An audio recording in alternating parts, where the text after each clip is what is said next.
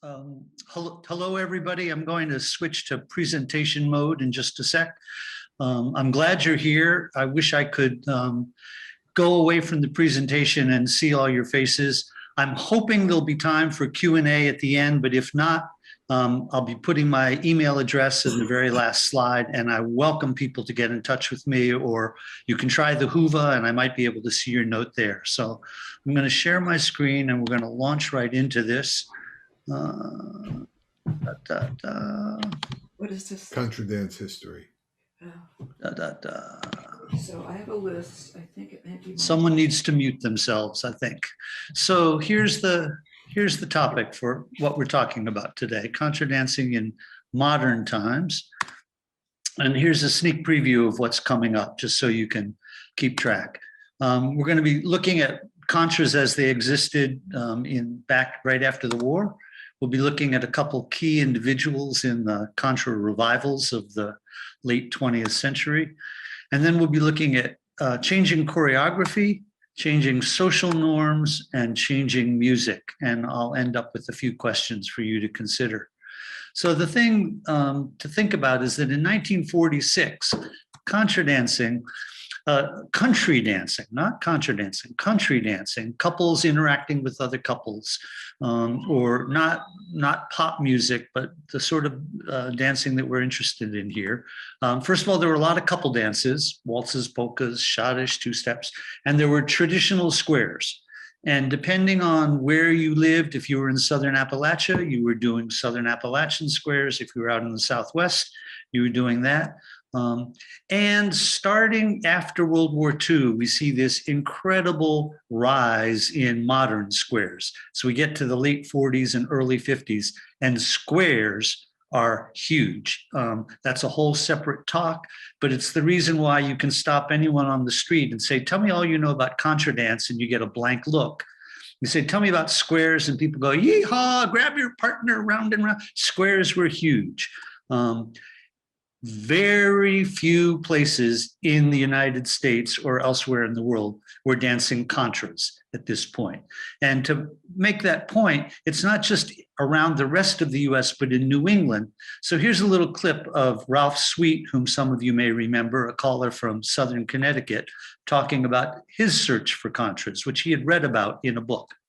And as soon as I got a driver's license, I started going to square dances all over southeastern Connecticut. I finally met a really old caller. He only called squares, but his parents were still doing contras. And all the young people thought that contras were passé and no fun and slow and boring and only for old people, you know. And by the time I got into the square dancing around, 45, 46, something like that, it was all singing squares. All you could find was singing squares. That's it. Everybody did singing squares all night long. Ralph went on a search looking for contras and drove all the way from southern Connecticut, finally up into Vermont and New Hampshire, and ran into a fellow named Ralph Page. We'll talk about him in just a sec. Contras did have a small piece in the modern Western square dance movement. Al Brundage, another Connecticut caller, was instrumental in bringing modern squares to New England. And he published this book in 1952, and this will reappear later on. But for the most part, people just had no sense of contras.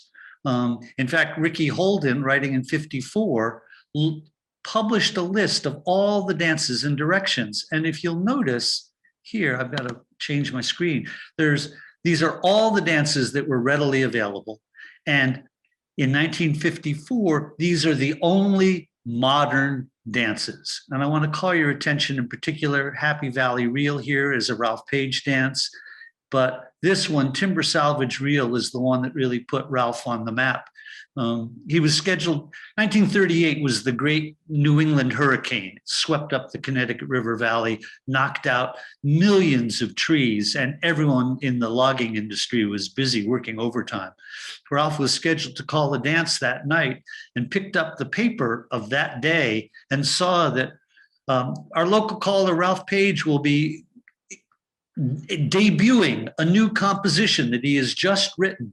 Well, this was brand new, brand new information for Ralph. So he sat down and wrote a dance, which is the timber salvage reel. And in many ways, that's sort of the first of the modern dances. All the others here are 40s and 50s. Today, I checked this morning, February 14th, 2021. Take a look at the numbers up here of all the contras that existed between 1850 and 1953. I looked on the caller's box. That's the number of contras today. It gives you an indication of this incredible rise of popularity of this dance form in the last 75 years. So here's a little taste of Ralph Page's calling, Singing Square. The first couple balance to that couple on your right. You join hand circle once around, and you right and left over, and you right and left back, and swing with your darling Nellie Gray. Take a look here, this one disc called Ladies Whirligig. That'll come back later on. Ralph had a band in Boston, his Boston Boys, and he had a New England band, the New Hampshire, the Ralph Page Orchestra. The person in here who will be most familiar to some of you is Bob McQuillan, who started as a musician working with Ralph Page after World War II, playing accordion. And here's a little of the sound of the Ralph Page Orchestra. So 1 1/2 around, so below 1 couple and forward 6, 3/4 round and then forward 6 across their hall, 3/4 round, right and left 4, your right and left 4. So there's Ralph calling a contra, but chanting it out as though he were calling a square. David, can I interrupt you for a Of second? course, yep. I don't think you're seeing the chats, but the gray boxes are obscuring some content, and they're wondering if there's anything you can do about them. The gray boxes in the chat. No, the gray boxes on your screen. Julia, I've Googled that, and there are some approaches. I just jotted it in the chat right now.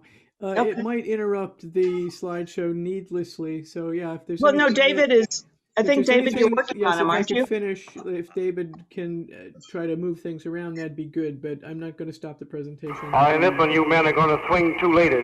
I'm not sure what the gray boxes are. I'm sorry, I'm not seeing the chat. I can't see the chat from when I'm in presentation mode here. Right.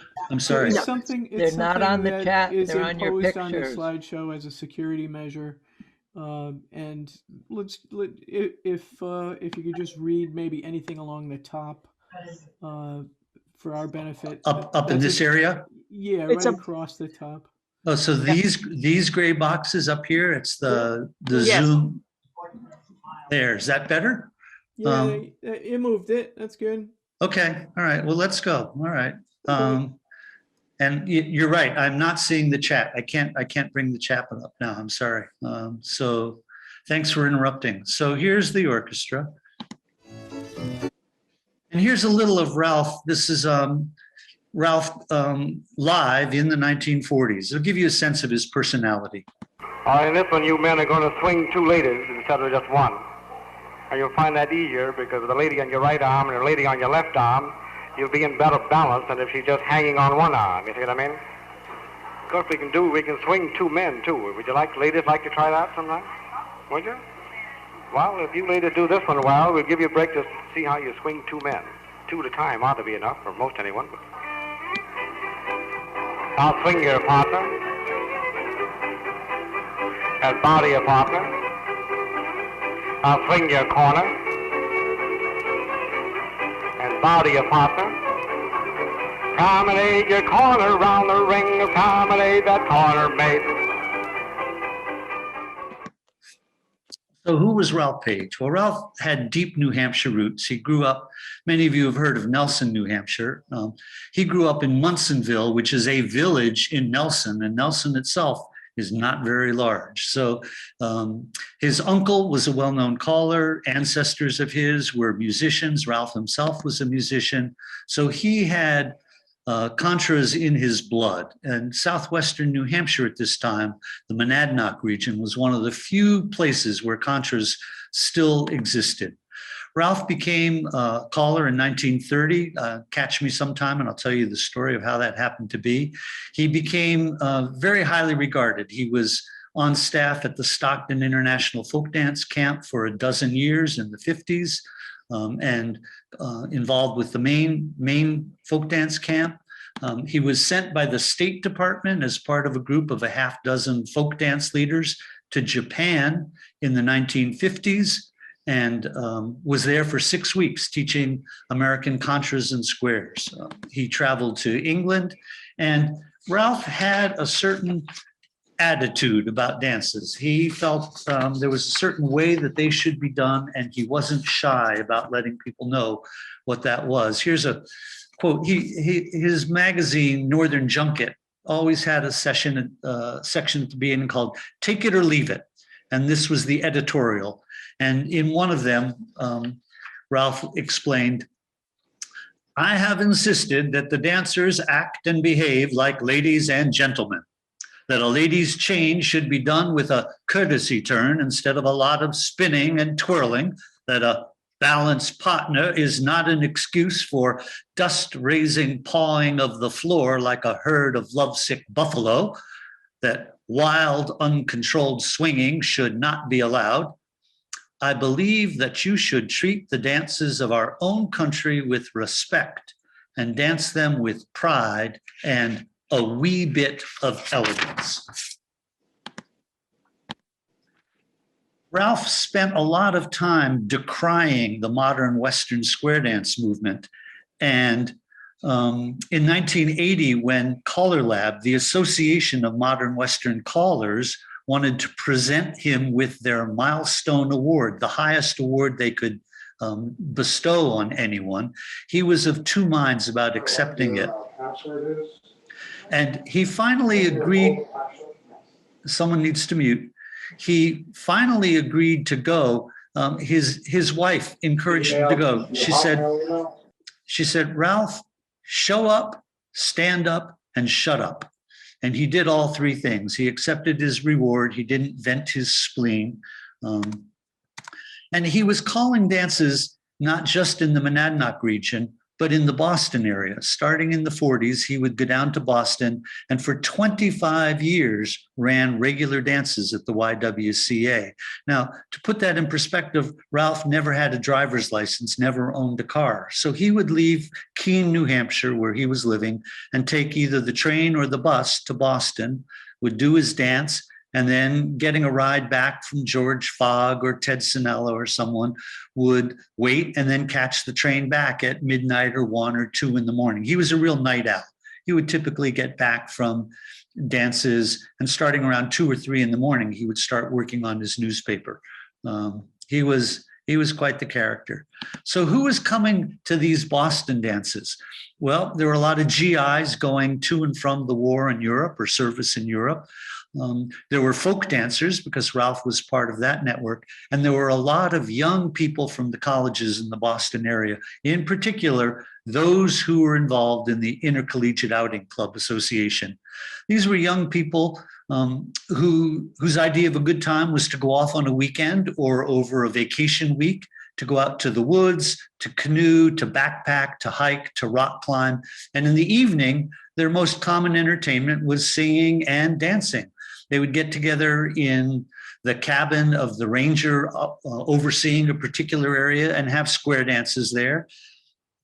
And this is their 1942 Barn Dance Handbook, which contains 20 square dances and 1 contra, the Ioka reel.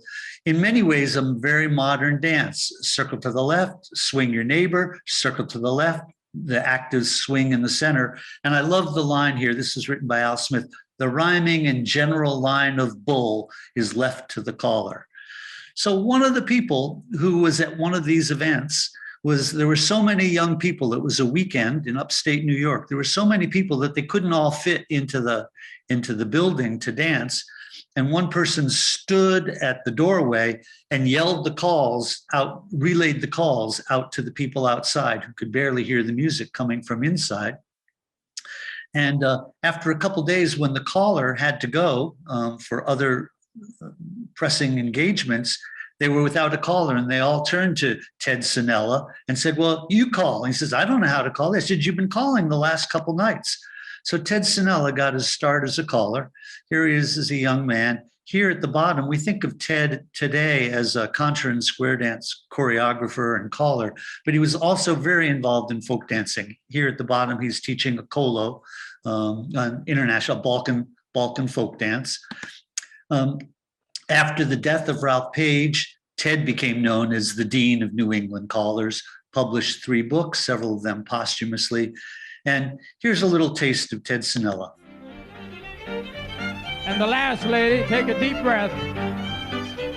Are you ready? Turn the opposite man by the right. Now turn your own with the left. Turn the left-hand man with the right. Turn the right-hand man with the left. Turn your opposite man by the right. Turn his partner by the left. Turn your corner by the right. Turn your partner's partner by the left. Now swing your partner's corner. Ted was a pivotal figure, and my buddy David Smuckler and I recently put together a collection of stories that we gathered from people. If you Google Sinella stories, you'll find it. The key figure, and those of you who saw the movie last night, this will be repetition, but it'll be much shorter. And for those of you who want the full story, here's the video I made about Dudley. Dudley Loftman is the person who I consider to be the single most person why contra dancing spread all over the United States. Look around to the right in your balance. Look around to your right and you balance once again. Look around to your right and you balance to your partner and go round to your right and you balance once again. Look down the center with your drum. Dudley's calling there to the sound of the Canterbury Orchestra, a very loose conglomeration of musicians whom he pulled together. He was an incredibly charismatic individual, and he brought contra dancing to places where it didn't exist. Here's a little clip of Dudley, his musicians, and the New England country dancers performing at Newport in 1965, the same year that Bob Dylan went electric. Dudley is the man right here, dancing with his wife at the time, Cynthia, and I'll play just a little bit of the clip.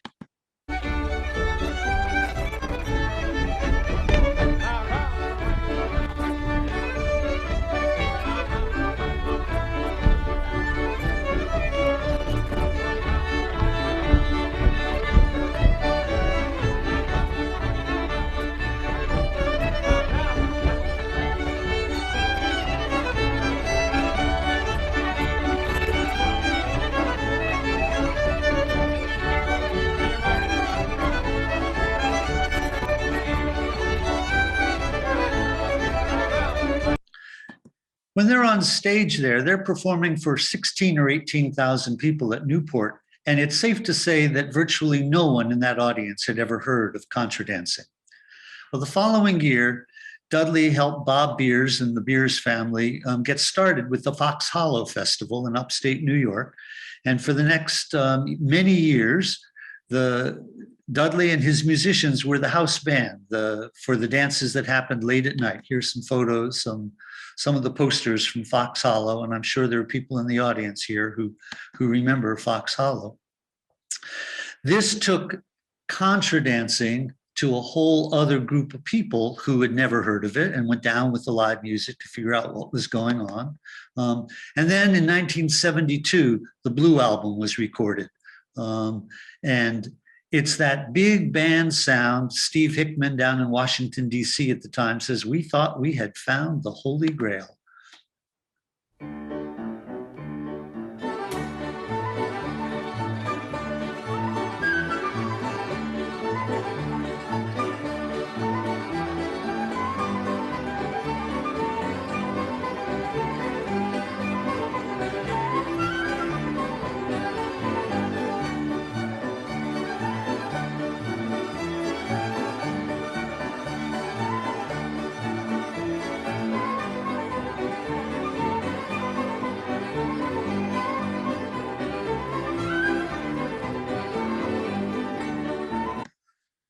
Dudley attracted large numbers of people for a period of time. I mean, back in the day, people would go to the square dance or they would just go to the dance. There was a period of time in the 70s when I started where you would go to the Dudley dance and you'd meet your friends at the Dudley dance. And it was this whole culture of people who were dancing. A lot of back to the landers, a lot of the hippies, apple pickers in New England, truckloads would show up at dances where Dudley was calling. And he was the Pied Piper of a really growing movement. A lot of young people.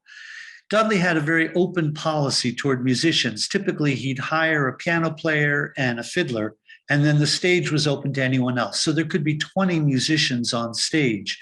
And over the years, more than 100, 150 musicians played with Dudley. Many of those young people, when they went off to college or graduate school, took with them their love of contra dance music and dancing and took it to other parts of the country. And I'm going to play a little animated a map showing where dances started up until about 1980. All of these dances have a direct connection to Dudley.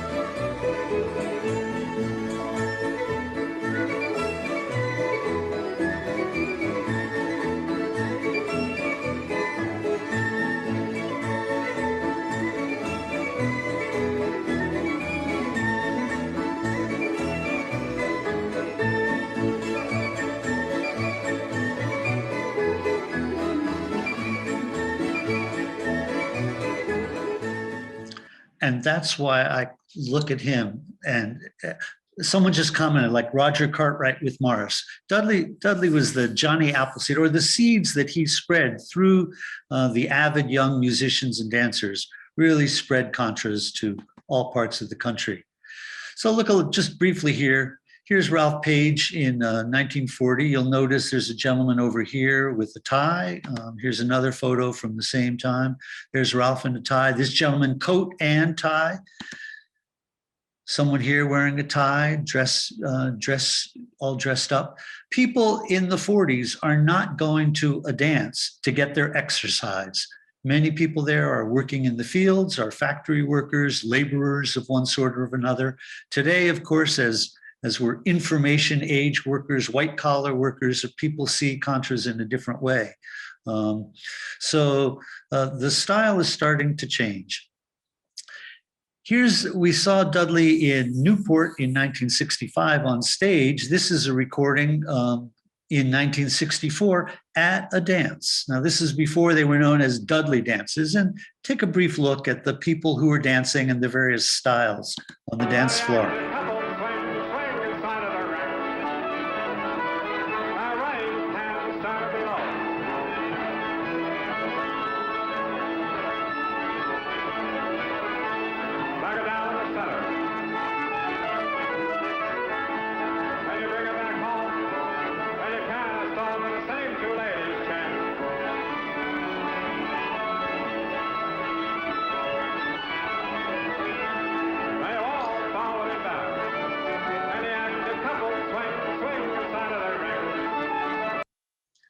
That's 1964.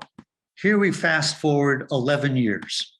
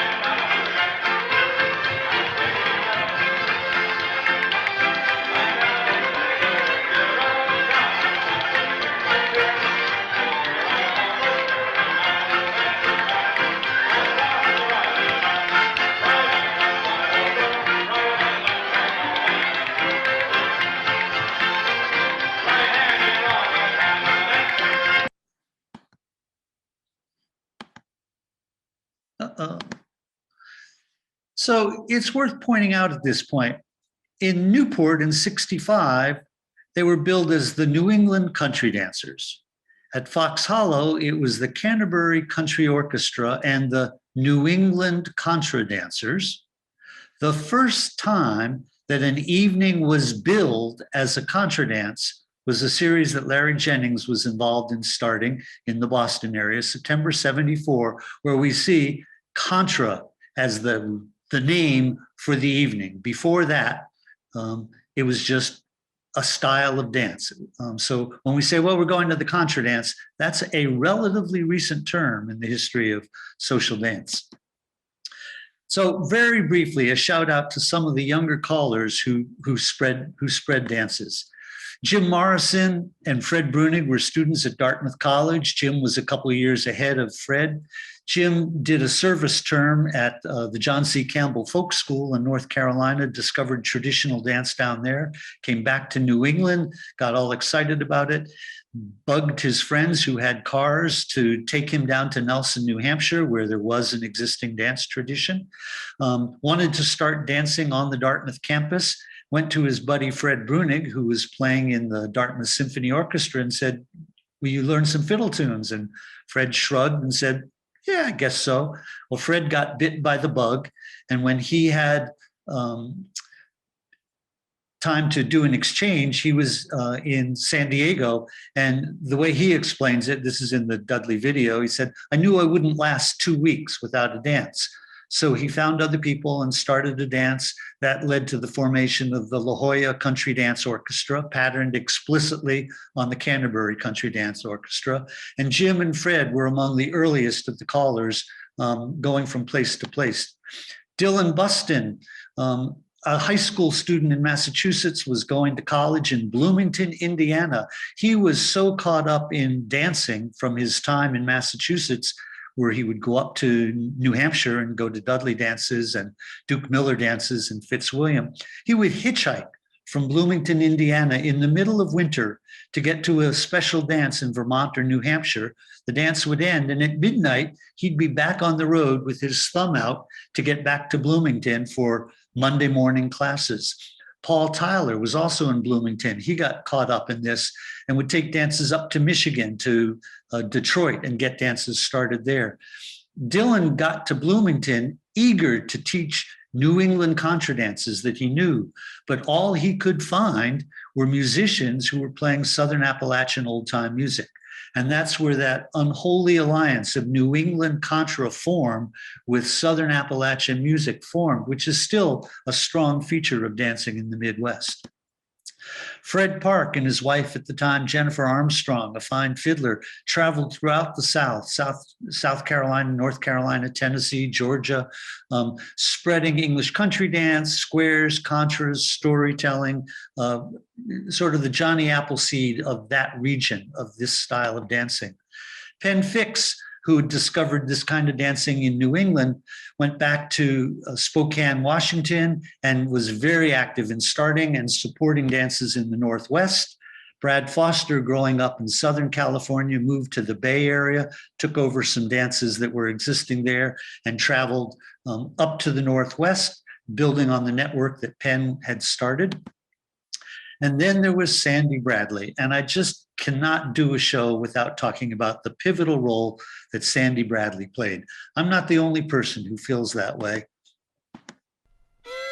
Nope, skipped one. Sorry. Here we go. Here we go, legs to the center and back to the bar dance, to the center and form a star with your right hand cross, right hand.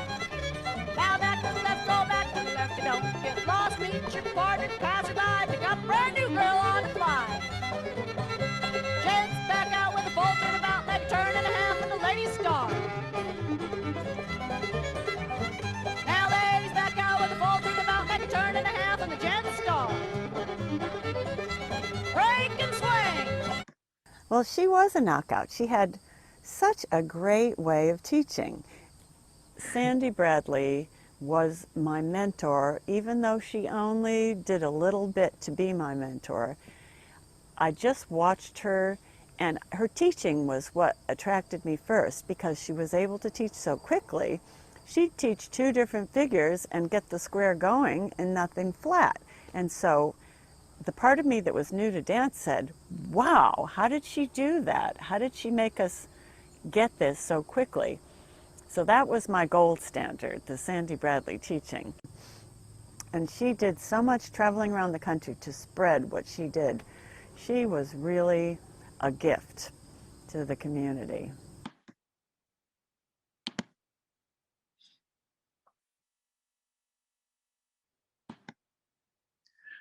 Those of us in New England who knew New England style squares and contras in the late 70s and early 80s, when Sandy Bradley breezed into town, it was this, breeze is the wrong word. It was a tornado of energy. She knocked us off the floor.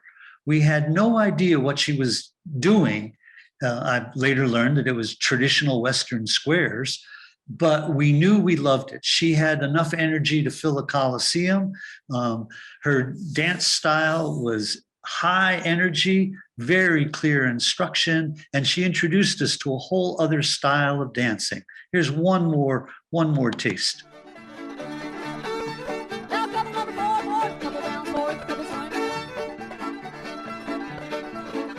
Now jet number 4, you stay there. The lady lead out to the right of the square and circle up 3.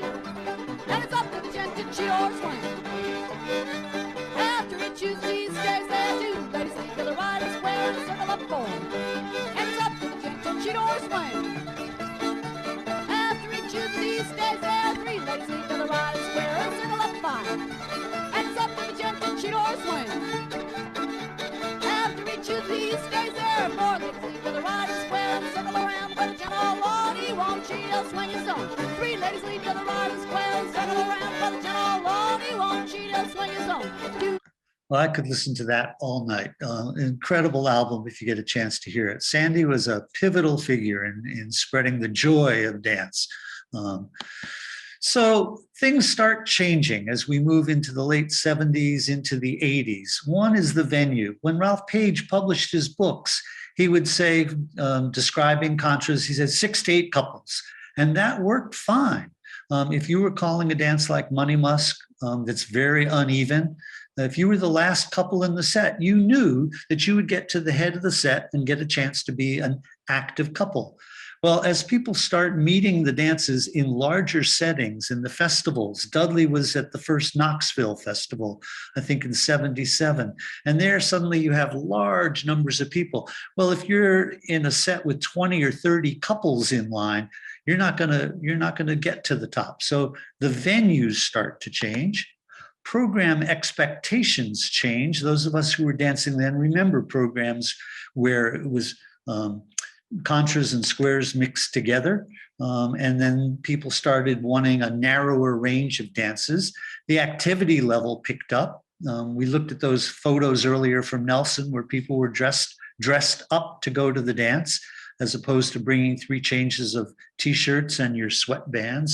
So with all these changes, Beckett formation becomes a really useful formation. And for Beckett formation, we thank Herbie Gaudreau, a modern Western caller. Remember way back, I showed you that picture of square dance, of contra dances. Well, Herbie was familiar with that form, and he published a book called Modern Contra Dancing, and it included in it the Beckett Reel, which dates from the 50s. And Beckett gives you the possibility, first of all, you don't have actives and inactives. You don't have 1s and 2s because you can't delineate that way. Beckett dances have everyone moving all the time. And they also have the benefit as a formation that if you want to end a dance with a partner swing, everyone can be swinging their partner on the side of the set, instead of all squeezed into the middle, bumping into each other. So it becomes a very useful formation. The other thing that starts to happen is this concept of flow. Instead of circle left, circle right, right-hand star, left-hand star. We start getting interested in continuous movement constantly. And the person who plays a vital role in that is the late Gene Hubert, the flow master. Gene's dizzy dances kept people moving smoothly from one figure to another. He was a brilliant innovator, willing to experiment, and died at a far too young age, from North Carolina. So I want to talk a little bit about the choreography. Here, when I started in '72, this is a list basically of what the contra dance vocabulary of figures consisted of.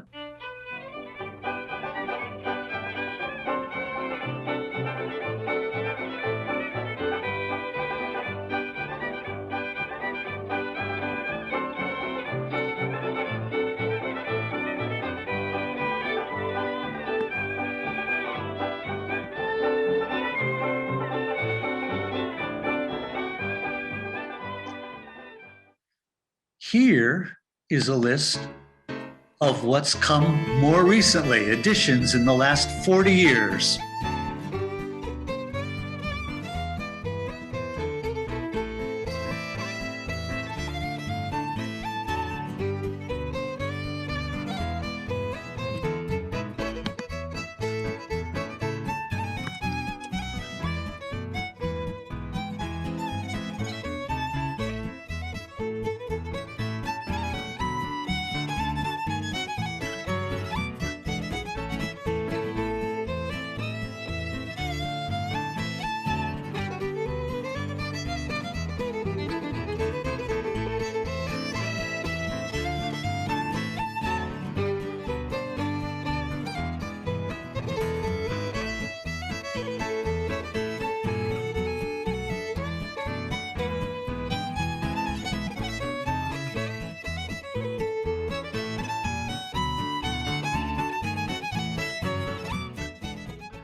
So take a look at that list and remove all those figures from dancing today. And basically, you end up with the list that we had before, right there. I don't want the sound. And instead, we end up with that list. It's quite a change.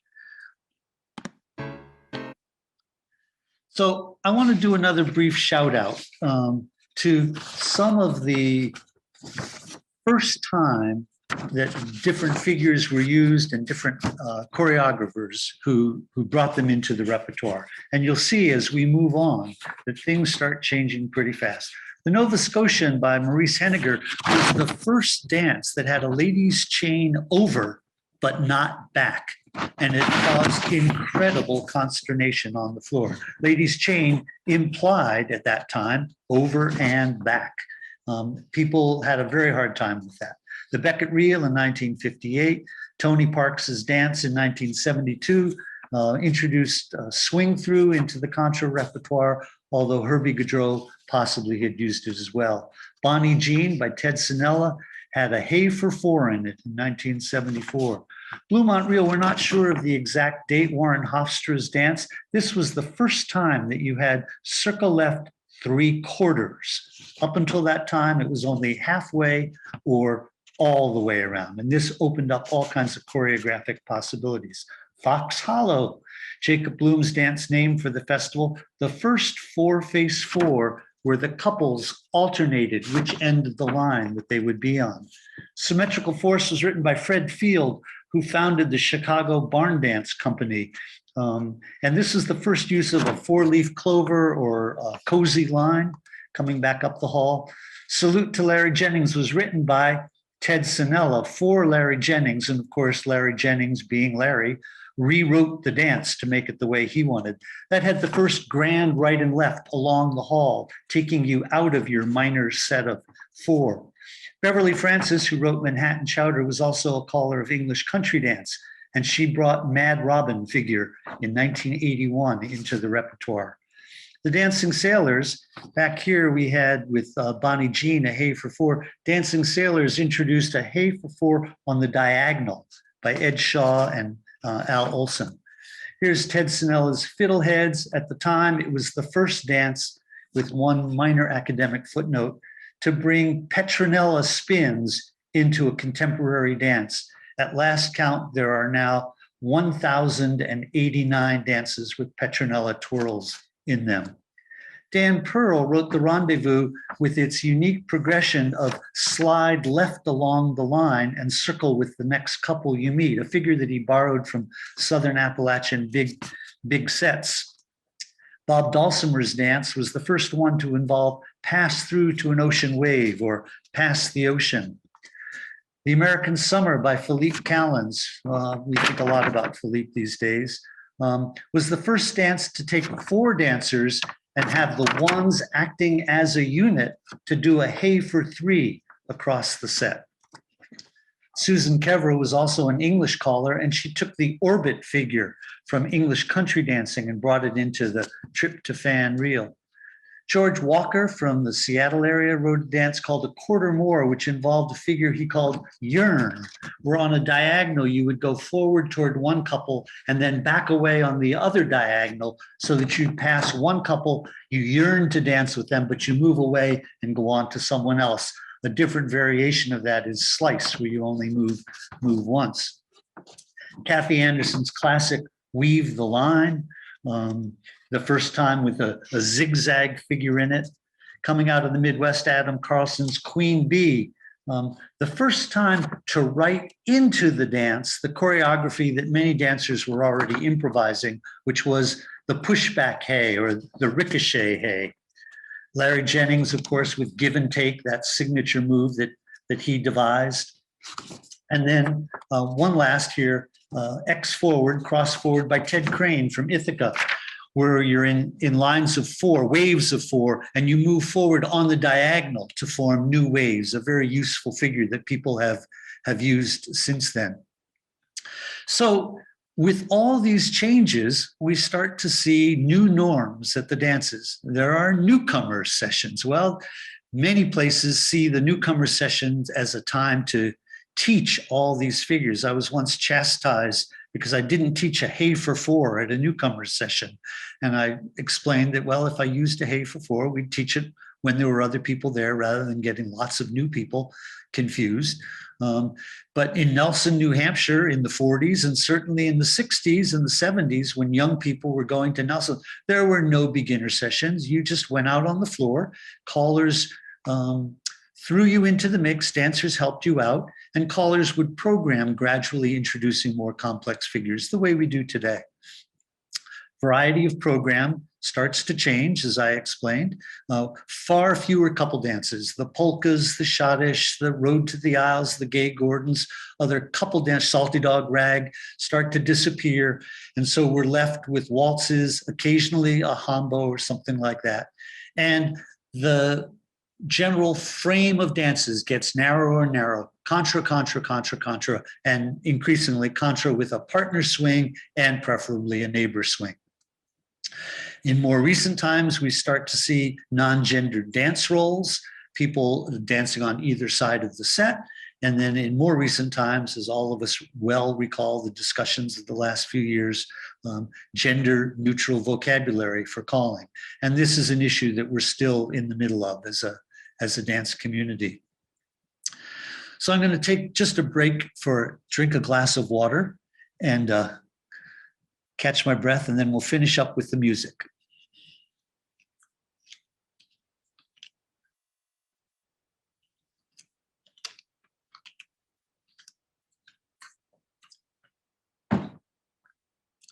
Vicki, I see your question about double progression contras. The first double progression is called Judge's Jig. You can email me and I'll give you more information about that. All right. So those of you who are on the West Coast, I'm giving a little bit short shrift to the West Coast and the Midwest. This is the flurry, so I'm going to focus more on the Northeast. We've got these bands coming out of Farm and Wilderness Camp. And if you look over these next few slides of the musicians who were involved at Farm and Wilderness over the years, it's quite the number of people. It's a Quaker run series of camps, and F&W had a string band, and they made several albums on their own. And then they made an album with the Canterbury Orchestra. We talked about this in the movie last night, an incredibly epic undertaking. Talk about a big band sound. You have 30 or 40 people in Farm and Wilderness, F&W, plus 15 or 20 from Canterbury. It was a big band sound. And that sound carries over to lots of places. We mentioned La Jolla, Philly has Spuds, Princeton has Rum and Onions, Roaring Jelly is still going in Boston. One that's not existing now, but had a wonderful brief moment in the sun was the Brattleboro Brass Band. Here's a little taste of them.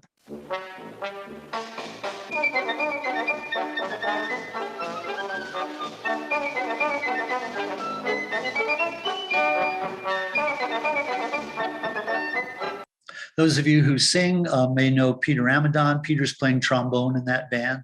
And then the biggest of the big bands, the Portland Mega Band. Come on. Please welcome the Portland Mega Band.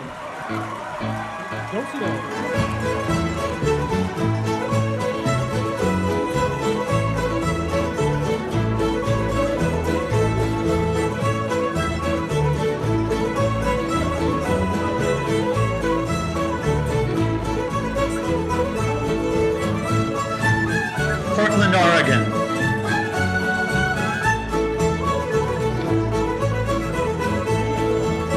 The Mega Band plays every other year at Northwest Folklife. So close to home, very close to home right now, is this album, Bill Spence. These are the people on the first album. This was the first of the huge sellers. Bill told me that they sold 100,000 copies of this album, in part because this tune, Gaspé Reel, was the theme song for Crockett's Victory Garden on public television.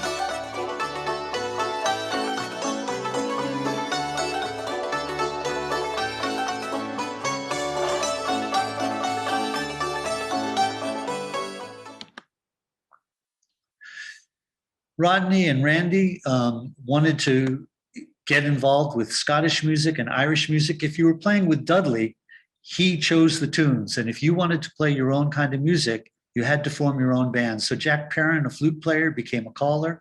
They released this album.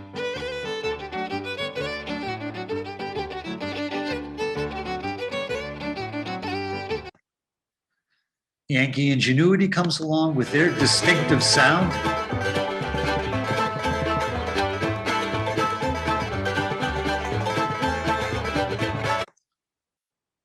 Alan Block, a fiddler from Greenwich Village, moved to New Hampshire. Alan's the person who taught Bob Dylan how to play decent guitar.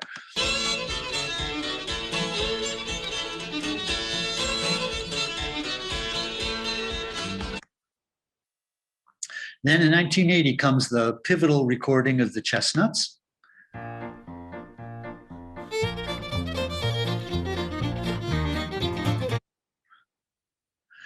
1980, Swallowtail.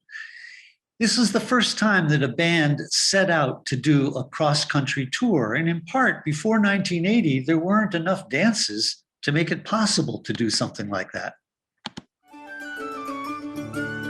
Here's George Marshall.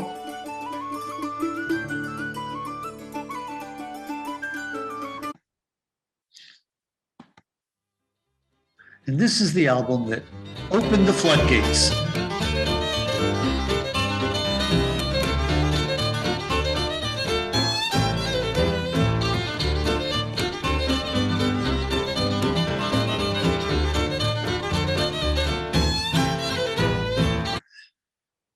Other bands pick up on that notion that you can try things differently, and this band with planned arrangements.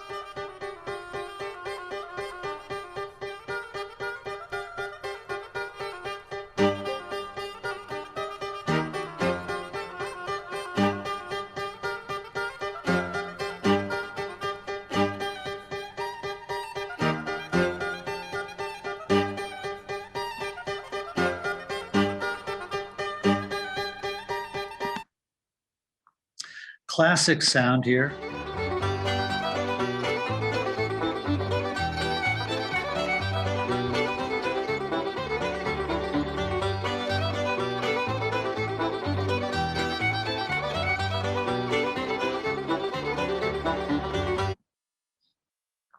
an extraordinary band.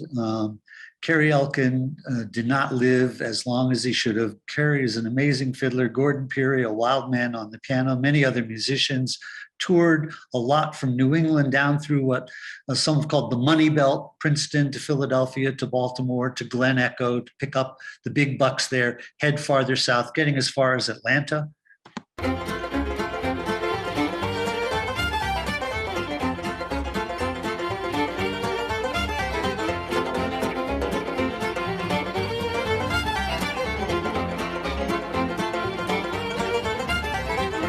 That album is available on Gordon's website. You can listen to the whole Fresh Fish album. And then Nightingale, masters of sort of building the mood.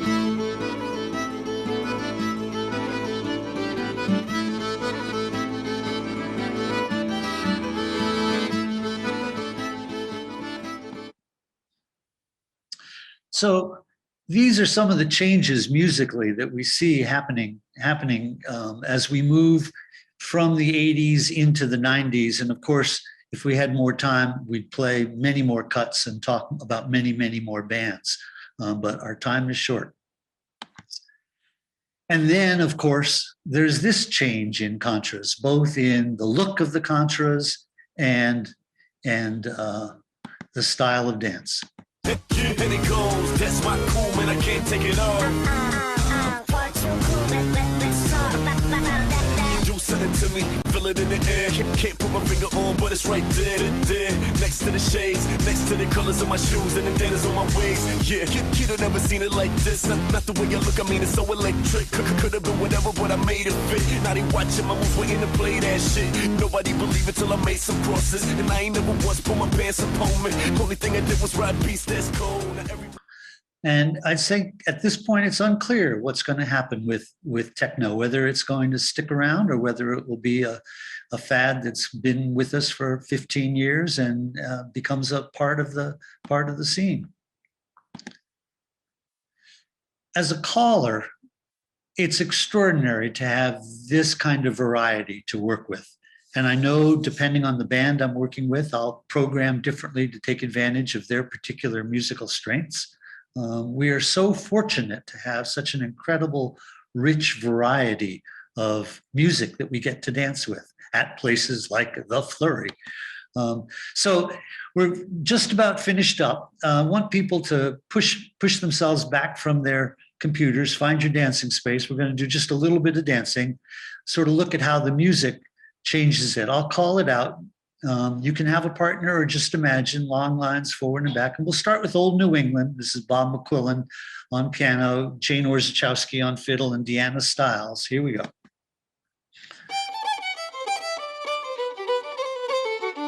Long lines. Do-si-do. With your partner, balance now. And swing.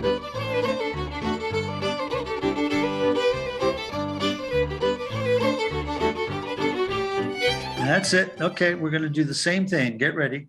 Everyone reset your long lines there.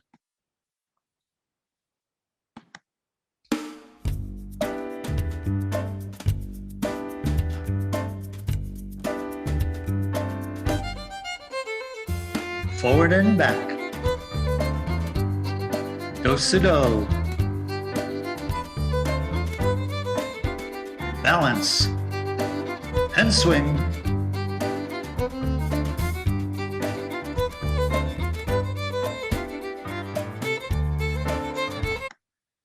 So some final thoughts. Thanks, Techie. I saw the note. Here we go. I'll just post them. Here's the first.